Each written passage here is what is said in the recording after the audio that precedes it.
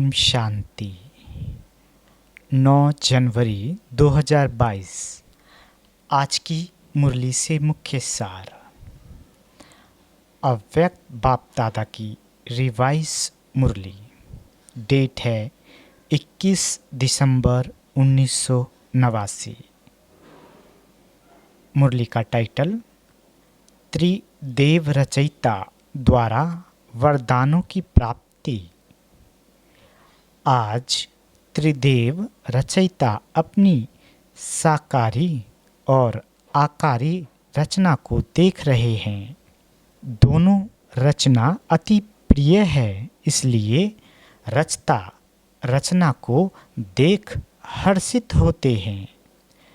रचना सदा यह खुशी के गीत गाती कि वह रचता, और रचता सदा यह गीत गाते, वाह मेरी रचना। रचना प्रिय है, जो प्रिय होता है उसको सदा सब कुछ देकर संपन्न बनाते हैं। तो बाप ने हर एक श्रेष्ठ रचना को विशेष तीनों संबंध से कितना संपन्न बनाया है। बाप के संबंध से दाता बन ज्ञान खजाने से संपन्न बनाया। शिक्षक रूप से भाग्य विधाता बन अनेक जन्मों के लिए भाग्यवान बनाया। सतगुरु के रूप में वरदाता बन वरदानों से झोली भर देते। यह है अविनाशी स्नेह व प्यार। प्यार की विशेषता यही है, जिससे प्यार होता है उसकी कमी अच्छी नहीं लगेगी। कमी को कमाल के रूप में परिवर्तन करेंगे। बाप को बच्चों की कमी सदा कमाल के रूप में परिवर्तन करने का सदा शुभ संकल्प रहता है। प्यार में बाप को बच्चों की मेहनत देखी नहीं जाती। कोई मेहनत आवश्यक हो तो करो, लेकिन ब्राह्मण जीवन में मेहनत करने की आवश्यकता ही नहीं है। बाबा कहते, क्योंकि दाता, विधाता और वरदाता तीनों संबंध से इतने संपन्न बन जाते हो, जो बिना मेहनत रूहानी मौज में रह सकते हो। वर्षा भी है, पढ़ाई भी है और वरदान भी है। जिसको तीनों रूप से प्राप्त हो, ऐसे सर्व प्राप्ति वाली आत्मा को मेहनत की क्या आवश्यकता है। कभी वर्षे के रूप में व बाप को दाता के रूप में याद करो तो रूहानी अधिकारीपन का नशा रहेगा। शिक्षक के रूप में याद करो तो गॉडली स्टूडेंट अर्थात भगवान के स्टूडेंट हैं, इस भाग्य का नशा रहेगा। सतगुरु हर कदम में वरदानों से चला रहा है। हर कर्म में श्रेष्ठ मत वरदाता का वरदान है। जो हर कदम श्रेष्ठ मत से चलते हैं, उसको हर कदम में कर्म की सफलता का वरदान सहज, स्वतः और अवश्य प्राप्त होता है। सतगुरु की मत श्रेष्ठ गति को प्राप्त कराती है। गति सद्गति को प्राप्त कराती है। श्रेष्ठ मत और श्रेष्ठ गति अपनी स्वीट होम अर्थात गति और स्वीट राज्य अर्थात सद्गति, इसको तो प्राप्त करते ही हो, लेकिन ब्राह्मण आत्माओं को और विशेष गति प्राप्त होती है। वह है इस समय की। इस समय भी श्रेष्ठ मत के श्रेष्ठ कर्म का प्रत्यक्ष फल अर्थात सफलता। यह श्रेष्ठ गति सिर्फ संगम युग पर ही आप ब्राह्मणों को प्राप्त है। इसलिए कहते हैं जैसी मत वैसी गत। वो लोग तो समझते हैं मरने के बाद गति मिलेगी, इसलिए अंतमति सो गति कहते हैं। लेकिन आप ब्राह्मण आत्माओं के लिए इस अंतिम मर्जीवा जन्म में हर कर्म की सफलता का फल अर्थात गति प्राप्त होने का वरदान मिला हुआ है। वर्तमान और भविष्य सदा गति सदगति है ही है। भविष्य की इंतजार में नहीं रहते हो। संगम युग की प्राप्ति का यही महत्व है। अभी अभी कर्म करो और अभी अभी प्राप्ति का अधिकार लो। इसको कहते हैं एक हाथ से दो, दूसरे हाथ से लो। कभी मिल जाएगा वह भविष्य में मिल जाएगा। ये दिलासे का सौदा नहीं है। तुरंत दान महापुण्य ऐसी प्राप्ति है। इसको कहते हैं झटपट का सौदा। भक्ति में इंतजार करते रहो, मिल जाएगा मिल जाएगा। भक्ति में है कभी और बाप कहते हैं अभी लो।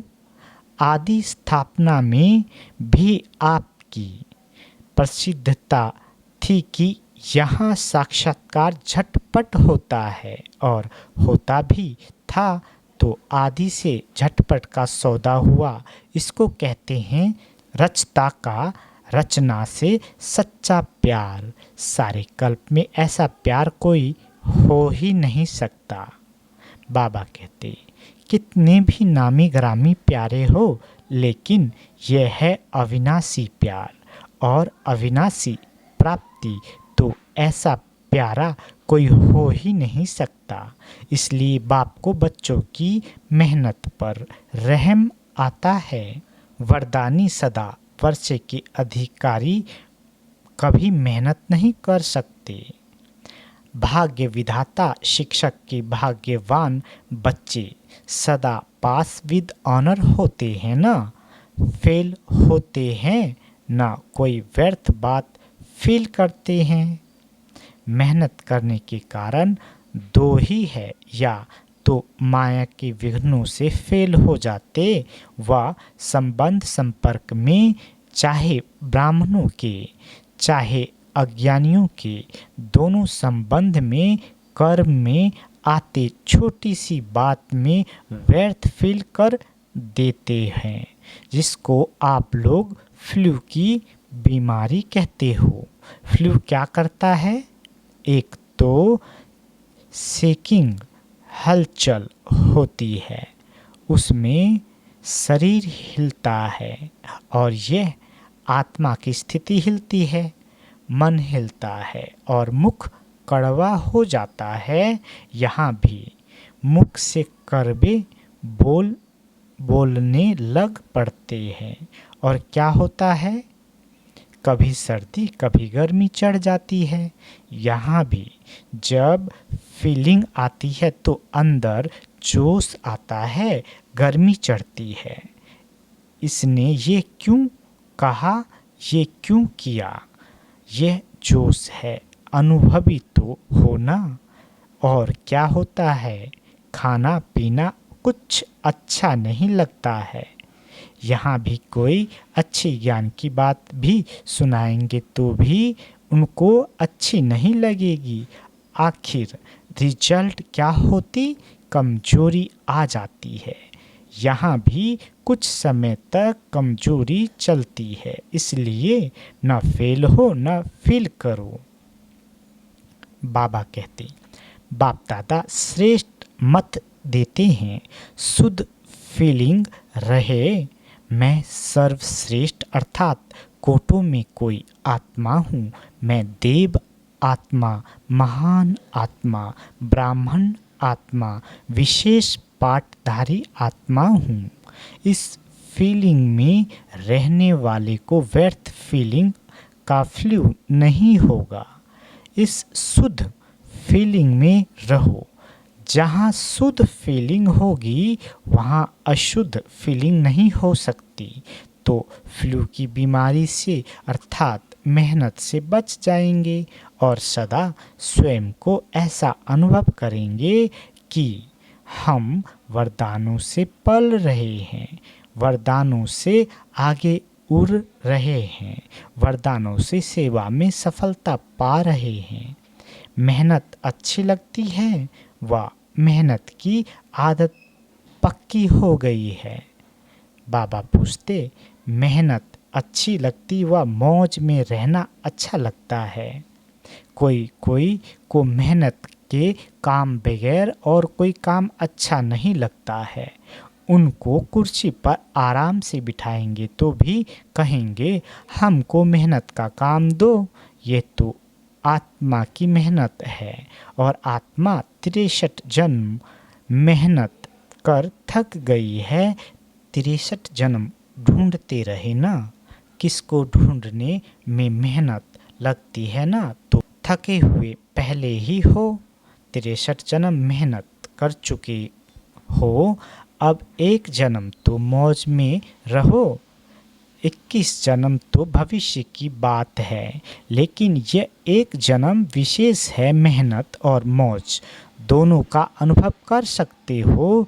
भविष्य में तो वहाँ ये सब बातें भूल जाएंगी। मज़ा तो अभी है, दूसरे मेहनत कर रहे हैं, आप मौज में हो। अच्छा, चारों ओर के वर्षे के अधिकारी आत्माओं को सदा पढ़ाई में पास विद ऑनर होने वाले, सदा वरदानों द्वारा वरदानी बन औरों को भी वरदानी बनाने वाले, ऐसे बाप, शिक्षक और सतगुरु के प्यारे, सदा रूहानी मौज में रहने वाले श्रेष्ठ आत्माओं को बाप दादा का याद, प्यार और नमस्ते। हम रूहानी बच्चों की रूहानी माता पिता बाप दादा को याद, प्यार, गुड मॉर्निंग और नमस्ते। मीठे बाबा नमस्ते। बाबा वरदान देते, चलन और चेहरे द्वारा पुरुषोत्तम स्थिति का साक्षात्कार कराने वाले ब्रह्मा बाप समान भव। बाबा कहते, जैसे ब्रह्मा बाप साधारण तन में होते भी सदा पुरुषोत्तम अनुभव होते थे, साधारण में पुरुषोत्तम की झलक देखी, ऐसे फॉलो फादर करो। कर्म भल साधारण हो लेकिन स्थिति महान हो, चेहरे पर श्रेष्ठ जीवन का प्रभाव हो। जैसे लौकिक रीति में कई बच्चों की चलन और चेहरा बाप समान होता है, यहाँ चेहरे की बात नहीं लेकिन चलन की चित्र है। हर चलन से बाप का अनुभव हो, ब्रह्मा बाप समान पुरुषोत्तम स्थिति हो, तब कहेंगे बाप समान। स्लोगन, जो एक रस स्थिति के श्रेष्ठ आसन पर स्थित रहता है वही सच्चा तपस्वी है। आज का लवलीन स्थिति का अनुभव, यह परमात्मा प्यार आनंदमय झूला है। इस सुखदायी झूले में सदा झूलते रहो, परमात्मा प्यार में लवलीन रहो तो कभी कोई परिस्थिति व माया की हलचल आ नहीं सकती। अच्छा, ओम शांति।